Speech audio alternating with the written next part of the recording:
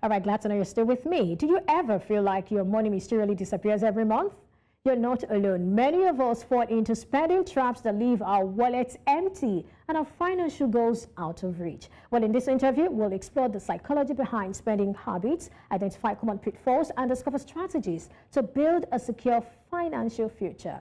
Joining me for more on this ride towards financial freedom is Oler Oladele, the founder, the Money Wit Club. Thank you, Ola, for joining me today. Thank you for having me, Perpetua. All right. I'd like to start by asking you what you define a spending trap as. So basically, I would say you have a spending trap when you believe that your pay is for maximum enjoyment and you act accordingly. Why do I say that? A lot of people don't realize that you work from 20 to 60 and then you're going to live for another 60 to 90, 100, 80 years. So the money you make between 20 and 60 is supposed to fund you when you retire. Now, if you believe that your current life and living and all the pay that you earn is for maximum enjoyment right now and you spend everything, you are officially in a spending trap because it's going to meet you in the future. Wow, that's interesting. I like what you said about, just thinking about maximum enjoyment. It's always important to have that plan, that thought of what happens after now. But I'm wondering, isn't that what pension is supposed to, probably solve? I mean, we have pensions and we have this contributory pension and it's even compulsory. Isn't that supposed to solve that while I enjoy my life as a baby girl? Yes and no. Have you looked at your balance for your pensions? Have you considered that in the context of how prices are rising? And so even though pensions is part of the process of securing your financial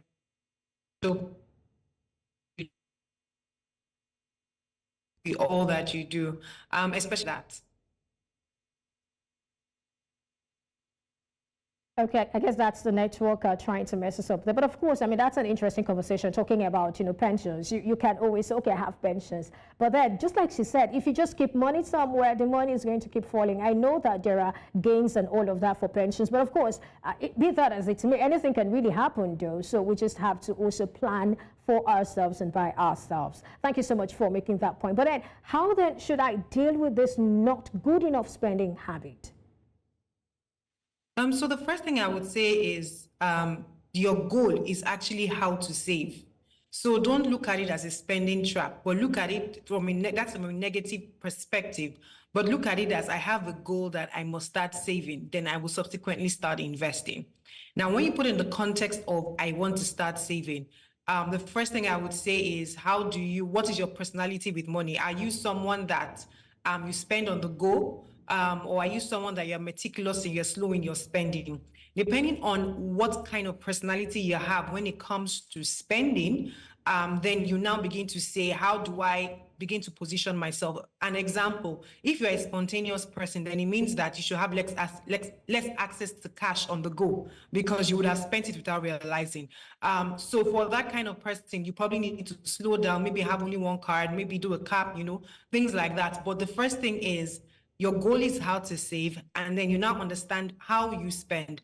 A lot of things can be taught, but if you don't speak to your relationship with money and how you respond to it, a lot of those tools and tips will not work.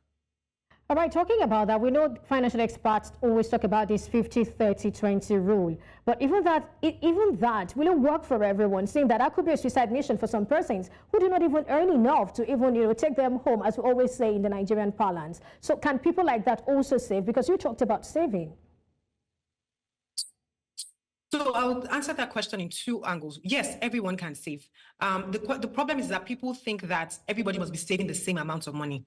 But I dare say that the ability to save is a muscle that needs to be exercised, such that if you start off with saving only 100 naira or 500 naira every month, when you are able to, you will logically end up saving 1,000 or 10,000 or 100,000. But if you're not able to save when you don't have money, I dare say that with this spending trap, you will end up not even being able to save, even when you earn 5 million a month. That's on one side.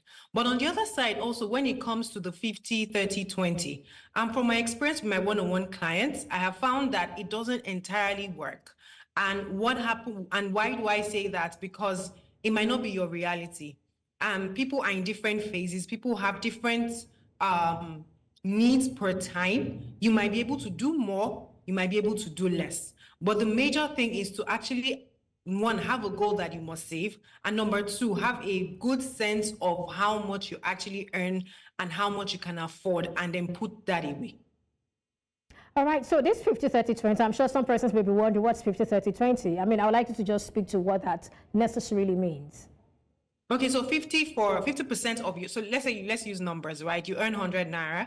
50 naira should go to your essentials, food, the basics, right? And then 30 should go for your wants, having fun, relaxing, and then 20 for saving. That is a general rule of thumb, right? But I mean, for some people, they should be able to do more than 20 for saving. For some people, they've not even covered their essentials before going into wants. So I dare say that if you can't cover your essentials, and the next thing should be saving before you go into meeting your wants. That's why it's one of those things that is a good start, but after a while, you need to assess yourself and know what you need to do per person. There is that illusion of affordability that sort of tricks individuals into buying seemingly inexpensive items. You look at, okay, well, it's cheap, let me go for it. And then we overlook the impact on their overall, on our overall budget. How do we ensure that, that line between necessity and impulse is not blurred? I've said one, know your personality. That's the first thing. But the next thing also is measuring, right? These days, there are apps that you can put your bank account into and to split what you're spending, what you did in your spend in the past months, right? Or you can just write down, depending on your personality. But you need to know where your money is going. When you realize that, oh, I just spend a little on food today and a little on food tomorrow, and then every month I spend 100K on food, and you ask yourself, apart from the fact that there's food at home, am I happy with this additional 100K that I'm spending on food? If you are not, then you need to do something about it. But you will not know that you're spending 100K because you didn't gather 100K to pay.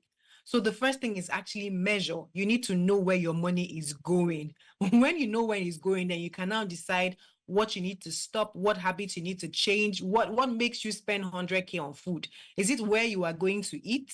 Or is it that you're just eating too much? Whatever it is, you need to first know what it is and then know what you need to do to fix it. I know earlier you talked about budgeting, but what are the tricks to make budgeting work? Because sometimes, at the beginning of the month, we have this budget, but we just find out that we're not even following the budget. Yes. So, which is why I started with your personality. For me personally, I don't use a written budget where I would say 1 naira for this, 2 naira for that. Why? Because I know that I'm not going to go and look at that sheet once I write it, right? What do? I have a specific card that I use for my spending. Now, I move a certain amount of money into that card. And of course, as I'm spending from that card, I'm getting my alert and I'm seeing my balances. It's telling me slow down. It's telling me, oh, you have spent so much already. You are just halfway through the month. You need to recalibrate, right? That's one way to do it. Now, for another person, your goal is still to save. So how about when you get your pay, decide on a percentage that just goes into your savings account and move it there. Whatever is left, spend it. If you are broke by the 20th, just manage your way to 24th, but you have at least ticked that savings box for the month, which is the major goal. So like I said, your personality matters. If you are spontaneous, then you need as little access to cash as possible on the go. So you need to do something about that, but you also need to spend because you are alive and you need to live while you are still living, if you understand what I mean. All right, well, another spending trap that, I've come to realize is that people fall into this excess of fixed lifestyle expenses.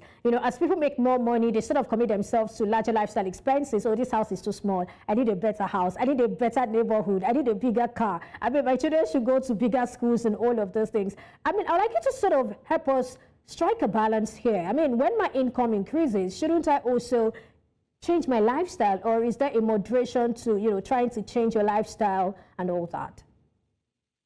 So yes, there's something called lifestyle inflation, and it's very real. And to know whether you have been caught by it is for you to look back.